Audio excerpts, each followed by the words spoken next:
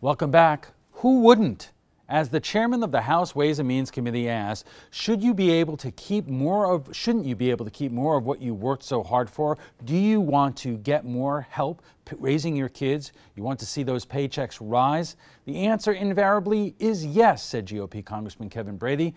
The only problem, according to recent polls, over half of voters say they haven't seen a boost in their paycheck. And according to CNBC, by a 3-to-1 margin, most of the tax cuts have gone to executives and investors. And joining us for more are Michael Snipes, an economics instructor at USF Sarasota Manatee, Rod Thompson of the RevolutionaryAct.com, and Keith Fitzgerald, a political science professor at New College. We got some of the results of this poll, and we're going to put that up on the screen. Specifically, according to this poll by Politico and Morning Consult, 55% of voters in the past several weeks, they say they have not seen a boost in their paycheck as a result of the tax law. 22% said that they have seen a paycheck boost compared to 27% who said the same in early March. 39% of voters oppose the tax law. That's up from 35% in January. And Rod, let me ask you, is that because the savings or the increase in people's paychecks are really not that much to make a real difference in their life? Plus, we've seen the cost of gas go up significantly in the last few weeks. We could talk about why that is as well. Probably a combination of factors, yeah. I mean, if the numbers are right that were in the package there, $80 every 2 weeks, you know, some people are going to notice that.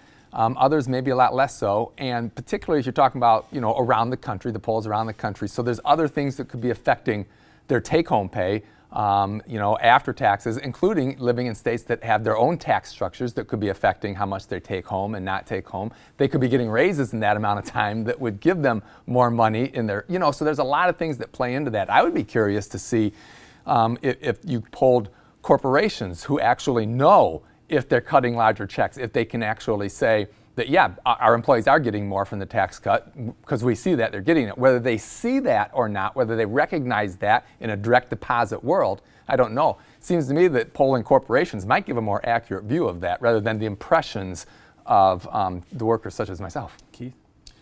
Well, from an economic standpoint, the impressions are the reality of something like a tax cut.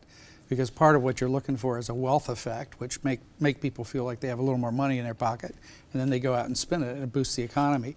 I don't think this is surprising at all. It's pretty much what I expected. The amount of money that went to average people was fairly small, and as you say, there are other things going on, other costs move up and down. It's just not enough to make a dramatic impact. I think that the way you want to evaluate tax policies really is in the long run and the big picture. So the amount of money they're giving down the income ladder really was not terribly significant. But Michael, the theory goes that if the majority of the tax cuts are aimed at the corporations, that will increase profitability, and eventually it will, as they say, trickle down to the average American worker and their family. Sure, and then that's part of the appeal of the plan, is that it's pretty straightforward. It's a pretty straightforward plan to understand. But really the key thing, the key component that really makes that whole plan tick is once you get those tax breaks, they get reinvested back into the economy. If there is no reinvestment back into the economy, then the whole plan will fall short. Okay, we are just getting warmed up, and we'll have much more in the GOP tax cuts right after we check the first of the letters from state. Welcome back. How has the recent GOP tax cut made a difference in your paycheck? Recent polls say most of you are saying not much. Joining us for more are Michael Snipes, an economics instructor at USF Sarasota Manatee, Rod Thompson of the RevolutionaryAct.com, and Keith Fitzgerald, a political science professor at New College. Rod and Keith, I'm going to ask you to put your political hats on for a moment with some help from our Senator Marco Rubio, who is quoted as saying there is still a lot of thinking on the right that if big corporations are happy, they are going to take the money they're saving and reinvest it in American workers. In fact, they bought back shares, a few gave out bonuses. There is no evidence whatsoever that the money has been massively poured back into the American worker. So the question to both of you is, I would imagine that most folks out there who are struggling to making a living really don't care what the macroeconomic impact is 10, 20 years down the road. They want to live better now. And Rod, they're not really seeing it. Right. They probably aren't. The problem is that there was no way that you could do tax reform that was going to be effective for long-term economic growth, which I think is the correct policy prescription. I agree with Keith. That's what it was designed to do. It was always going to be a fairly minimal, immediate return for American workers. Now, I will admit right up front that a lot of Republicans pitched it that way because it's mom and apple pie, and that's what you do. You know, politicians don't get reelected by saying take your medicine. Right, but it is incredible how many Republican members of Congress are not running on the success of the GOP tax plan right now. Dave Weigel at the Washington Post reported that when he was at the Democrat retreat, every Democrat he talked to said they are not going to run on repealing it or against it in any way. They're not going to run against it either. So apparently nobody wants to talk about it. Right, but it just is. You know, Vern Buchanan has aired 3 different commercials so far this early in the election cycle, not one of them on the merits of the tax cut plan. Yeah, and I think one of the things you want to remember is that the tax cut plan was over here and the budget was over there. And those two things are linked, in fact, so they really ought to be judged as a package. And my big concern about this thing is that you're decreasing spending or increasing spending, particularly in the military, and you're not bringing in enough revenue. And there really just isn't solid evidence, as Senator Rubio says, that short-term or long-term, that this is going to spur enough investment to cover the cost. You know, just today, Michael, a news story came out in the Washington Post that the government is set to borrow nearly $1 trillion this year, an 84% jump from last year. What does that mean? Well, we're going to have to pay it back at some point. A lot of the times, kind of the big macroeconomic policy, at least in terms of budgeting, tends to be just kind of kicking the can down the road, and that's probably what will end up happening. But more immediately, if that is a new massive amount of borrowing that's taking place, cuts are going to have to get made someplace, right? And if we're expecting this tax plan to provide growth in the future, well, that's something that's going to take place in the future. We still have to deal with things as they are right now. So something would have to give in the near term while we wait for any supposed growth to come. And you know, specifically, Rod, according to this story, $955 billion this fiscal year, according to the documents that were released Wednesday.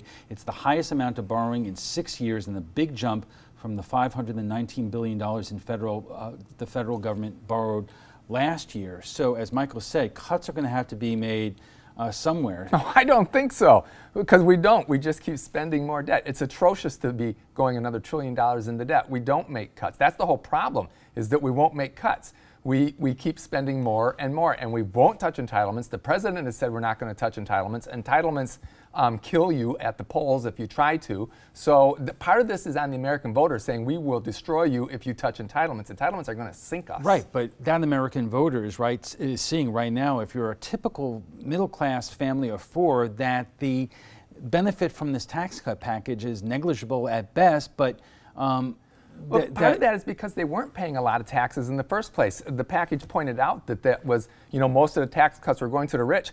I go hoarse saying this. That's because the rich pay most of the taxes. If you want a tax cut because you believe it will effectuate a growth in the economy, then most of the tax cuts are going to have to go to the rich because they're the ones paying the taxes. That's just the math. So, Keith, we were talking about that Democrats are not going to run against the tax plan in the fall. Why not? Well, what we call this in political science is a low saliency issue. I actually took the time to go through LexisNexis and look at all of the polling, so I wasn't reliant just on one poll. You know, this is just not really registering as a hot button issue with people. And you know, when you run a campaign, you look for the things that pop. You look for something that really has immediate emotional impact. And this raises some big questions about the whole nature of democracy, a mass democracy in a gigantic, complicated society like ours, because you know, the average voter really is not in a position to think in long term or to understand the argument. So or have the interest in it. Yeah. So, so Michael, let me ask you this question: if we are adding this much to our national debt and the budget deficit, but we're not dealing with entitlements and making any kind of cuts anywhere, what are the ramifications of this? Well, as much talk as we can, kind of bashing macro items here, it would be in these macroeconomic measures that we would see. It would lead to, again, long-term ramifications. It would lead to inflation. That would probably be the big ones. We would see higher prices that, as kind of more and more debt is piled on.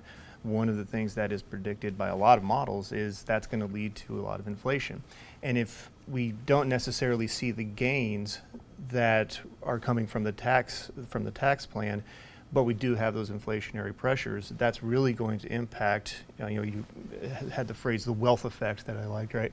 That's really going to affect that wealth effect. So if we don't necessarily see the gains, but we do get that inflationary pressure, that's really going to cut into what people care about, which is how much stuff they can afford to buy. So Rod, if you're telling members of Congress or Republican candidates right now how to handle situations like this, where you on one hand you hear the stories about this massive borrowing and the tax cuts, which have not had really changed much in terms of people's lives, how would you tell Republican candidates to address this? Well, one thing is to be honest about the second part of your question there, and that the tax cuts went into effect a couple months ago, and this was a long-term play. We're trying to set the stage, the foundations for having a strong American economy for years and even decades. And that's good for Americans. It's good for Americans down the road. It's good for Americans' children. So I think that that's a good argument to make. The other part, to the first part of your question, is we need to practice better fiscal restraint. Now, most Republicans are going to run on that. They just do a really crummy job when they get to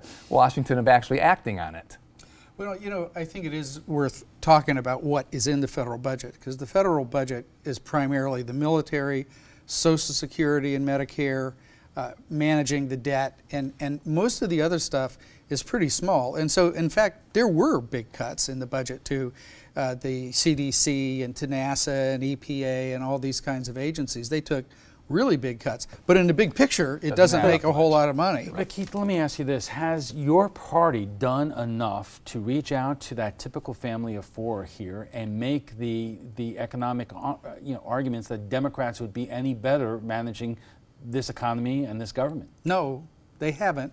Some of it is we don't have a single natural leader. That makes it hard to speak with one voice. People are focused on a bunch of different campaigns. I think where you should see it is when you get into the general election. But I don't think the Democrats are doing a very good job of that at all. Hey, Michael, what are you telling your students?